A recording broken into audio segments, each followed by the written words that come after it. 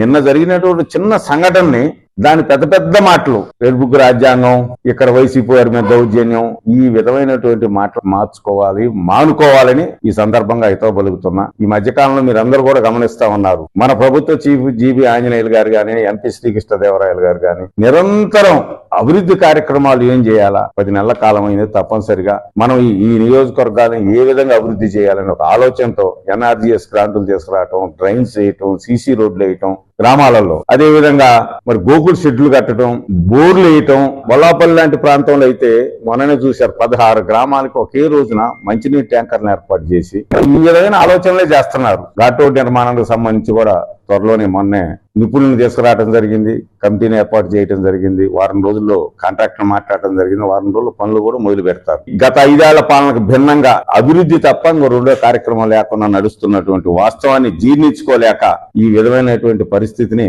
మరి ఈ ట్వీట్ ద్వారా చేస్తున్నటువంటి దాన్ని ఖండిస్తూ ఉన్నాం.